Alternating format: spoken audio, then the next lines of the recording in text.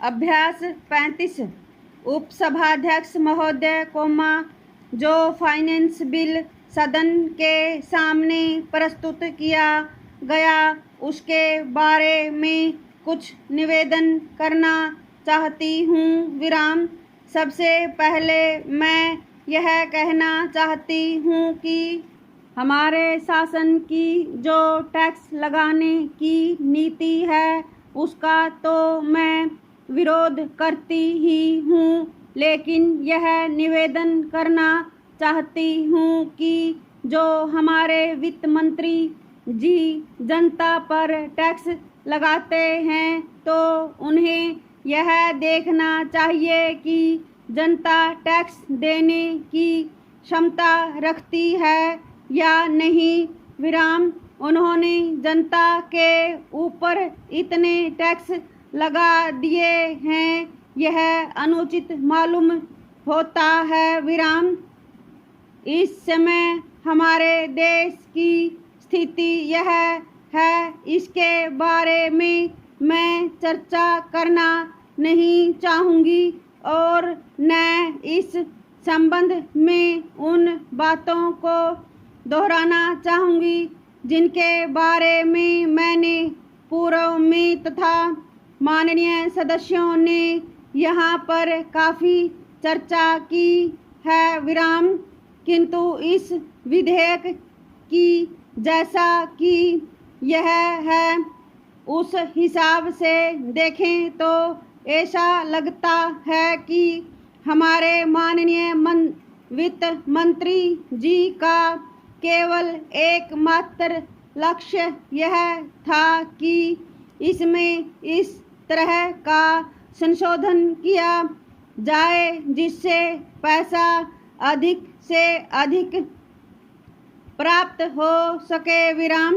यह बात अवश्य है कि हमारे माननीय मंत्री जी ने इस बिल द्वारा यह कोशिश की है कि निर्यात करने वालों को ज़्यादा प्रोत्साहन मिले, पैसा बचाने वालों को पैसा बचाने की दिशा में ज़्यादा प्रोत्साहन मिले।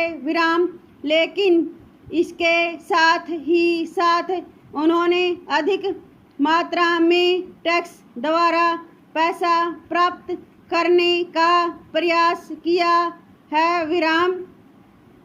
मेरी समझ में यह बात नहीं आती है कि जनता इतना टैक्स वहन करने की समर्थता रखती है या नहीं। यह नहीं देखा गया। इस विभाग के बारे में एक बहुत विचित्र बात यह है कि हाल में यानी सन 1961 में इनकम टैक्स बिल पास किया गया जो 1 अप्रैल सन 1962 से लागू होने वाला था। इस विधान की अच्छी तरह से शुरुआत भी पूरी तरह से नहीं हो पाई कि उसमें अनेकों संशोधन करने पड़ गए हैं। बाद में जो संशोधन फाइनेंस बिल से किए उस बिल की अच्छी तरह से स्याही भी सूखने नहीं पाई थी कि हमारे वित्त मंत्री जी ने इस बिल में कैपिटल गेंस के बारे में संशोधन पेश कर दिए हैं। कैपिटल गेंस के बारे में इस बिल में मुख्य परिवर्तन किया गया है। इससे ऐसा लगता है कि हमारे वित्त मंत्री जी का विभाग एक निश्चित योजना बनाकर नहीं चलता है। अतः यह जरूरी है कि अच्छी बातों के आने पर संशोधन किया जाना चाहिए विराम।